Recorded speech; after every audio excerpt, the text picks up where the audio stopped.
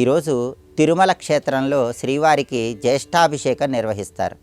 ఈ సందర్భంగా ఎటువంటి ముఖ్యమైన విధి విధానాలు పాటిస్తే సమస్త శుభ ఫలితాలు చేకూరుతాయో, అలాగే జ్యోతిష శాస్త్రంలో ఉన్నటువంటి క్రకచ యోగము, సంవర్తక యోగానికి ఉన్న ప్రాధాన్యత ఏంటో, క్రకచ యోగం అంటే ఏంటో, సంవర్తక యోగం అంటే ఏంటో, ఈ యోగాల్లో ఎలాంటి పనులు నిర్వహించరాదో నేటి శుభం లాభం అనే శీర్షికను పరిశీలిద్దాం.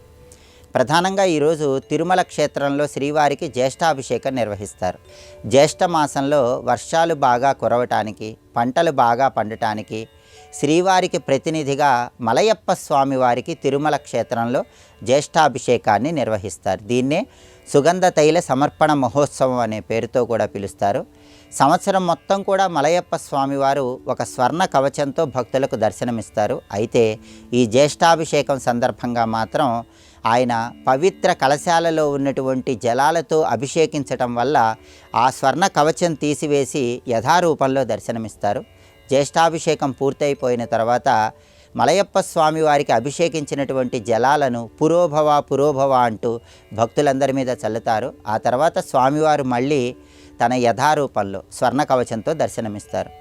వర్షాలు బాగా కురవటానికి, ప్రకృతి సస్యశ్యామలంగా ఉండటానికి తిరుమల క్షేత్రంలో జ్యేష్ఠాభిషేకం నిర్వహిస్తున్న తరుణంలో దగ్గరలో ఉన్న వెంకటేశ్వర స్వామి ఆలయానికి వెళ్ళటం, వెంకటేశ్వర స్వామికి తులసి మాలికను సమర్పించటం, వెంకటేశ్వర ఆలయ ప్రాంగణంలో వెంకటేశ్వర వజ్రకవచ స్తోత్రాన్ని పఠించడం ద్వారా కలియుగ ప్రత్యక్ష దైవమైన వెంకటేశ్వర స్వామి అనుగ్రహం కలిగి సమస్త కష్టాల నుంచి సులభంగా బయటపడవచ్చు.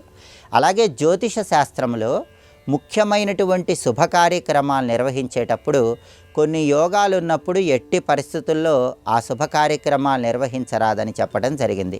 వాటిలో ముఖ్యమైన యోగము క్రకచ యోగము.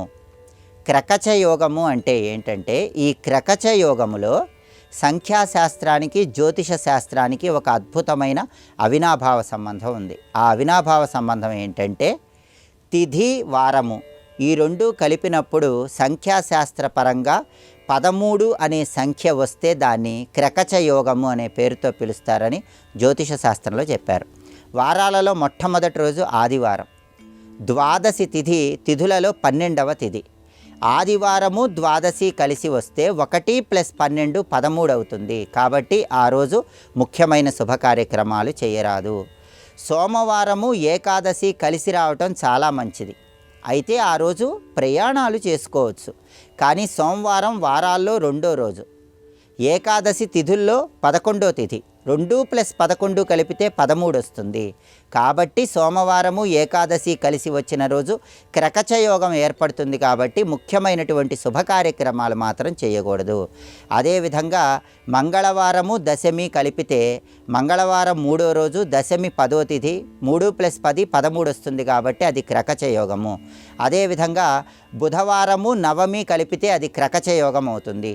గురువారము అష్టమి కలిపితే క్రకచ యోగం అవుతుంది. శుక్రవారము సప్తమి కలిపితే క్రకచ యోగం అవుతుంది.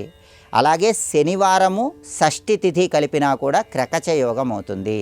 అంటే వారము తిథి ఈ రెండు కలిపి వచ్చినప్పుడు ఆ సంఖ్య 13 అయినప్పుడు దాన్ని జ్యోతిష శాస్త్రంలో క్రకచ యోగం అనే పేరుతో పిలుస్తారని, ముఖ్యమైన శుభ కార్యక్రమాలు ఏవి కూడా నిర్వహించరాదని ప్రామాణిక జ్యోతిష శాస్త్ర గ్రంథాలన్నింటిలో కూడా చెప్పడం జరిగింది. అలాగే జ్యోతిష శాస్త్రంలో సంవర్తక యోగం అని ఇంకొక యోగం చెప్పారు. ముహూర్త బలం ఎంత బాగున్నా సరే ఆదివారము సప్తమి తిథి కలిసి వచ్చిన రోజు శుభ కార్యక్రమాలు నిర్వహించరాదు. ఆదివారం సప్తమి తిథితో కలిసి వస్తే దాన్ని భాను సప్తమి అనే పేరుతో పిలుస్తారు. అది దైవారాధనలకు అనుకూలమైన రోజు. కానీ ఆదివారం సప్తమితో కలిసి వస్తే దాన్ని సంవర్తక యోగం అంటారని, శుభ కార్యక్రమాలు చేయరాదని జ్యోతిష శాస్త్రంలో చెప్పారు. అలాగే బుధవారం పాడ్యమి తిథితో కలిసి వచ్చినా దాన్ని సంవర్తక యోగం అనే పేరుతో పిలుస్తారు. ఆ రోజు కూడా ముఖ్యమైన శుభ కార్యక్రమాలు నిర్వహించరాదు. కాబట్టి ముహూర్త బలం ఉన్నా, లగ్నశుద్ధి ఉన్నా, చతుర్థ శుద్ధి ఉన్నా, సప్తమ శుద్ధి ఉన్నా, అష్టమ శుద్ధి ఉన్నా, క్రకచ యోగము, సంవర్తక యోగము ఉన్న రోజుల్లో శుభ కార్యక్రమాలు నిర్వహించకుండా ఉండాలని జ్యోతిష శాస్త్ర ప్రామాణిక గ్రంథాల్లో చెప్పడం జరిగింది.